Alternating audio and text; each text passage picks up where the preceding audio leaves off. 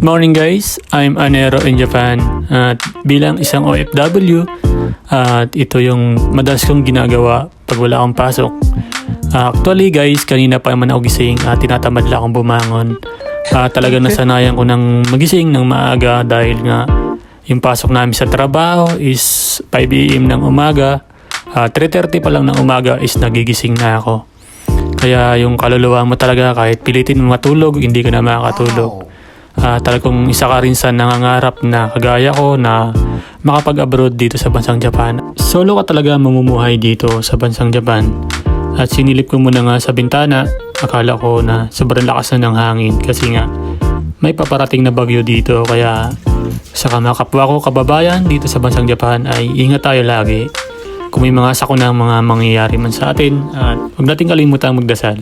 Kaya payo ko lang sa iyo kabayan, kung nagbabalak ka mag-apply bilang isang OFW, kailangan buo ang loob mo at kailangan matibay ang dibdib mo. Kaya dito sa bansang Japan talaga is sulo kang mamumuhay dito. Papasilip ko muna sa inyo guys kung gaano ba kapangit yung panahon ngayon sa labas. Tingnan nyo naman kung gaano kadilim yung kalangitan. Kaya ang pagkakaalam ko ay hindi pa tumatama sa kalupaan yung bagyo. Kaya wag naman sana na lumakas yung hangin, okay lang lumakas yung ulan. Kaya payo ko sa mga kapwa OFW dito sa bansang Japan. At mag-ingat tayo lagi kung may mga sakunang mangyayari. Iligtas natin yung ating sarili at wag natin pabayaan na may masabang mangyari sa atin dito. Ayan guys, samahan nyo muna ako at mag-init mo tayo ng tubig ngayon at magtitimpla tayo ng kape. Talagang nasanayan ko na rin magkape sa umaga at isa ka rin ba sa mahilig magkape sa umaga? Siyempre ako talaga napakahilig ko magkape sa umaga lalo na pag pumapasok sa trabaho.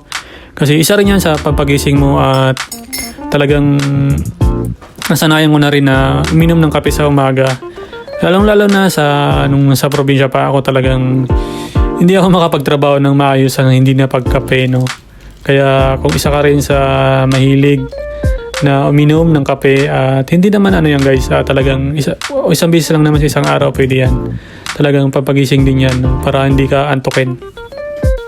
At syempre samahan naman natin ng tinapay para yan yung kapartner niya sa kape, no, yung tinapay para yun yung kasi yung umagahan ko guys pag wala akong pasok, pero madalas kumakain naman akong kanin sa umaga. Syempre at medyo tipid tayo ngayon. Sabi nila ay maganda daw yung buhay dito sa ibang bansa, no, bilang isang OFW at hindi nila alam na yung kinakain natin sa probinsya ay kinakain na rin namin dito. Kaya minsan talaga is hindi masarap din yung pinakain namin dito para makaraos lang, no, sa gutom, para makalipas lang ng buong isang araw. At syempre 3 beses din kami kumakain dito. Ayan guys, hanggang dito na lang ang a day in my life ko bilang isang OFW dito sa bansang Japan, and nagpapasalamat ako sa mga patuloy nyong sumusuporta sa mga panonood nyo ng video ko, and I hope na magustuhan nyo guys, no? At ayun guys, and maraming salamat and good luck. Bye bye.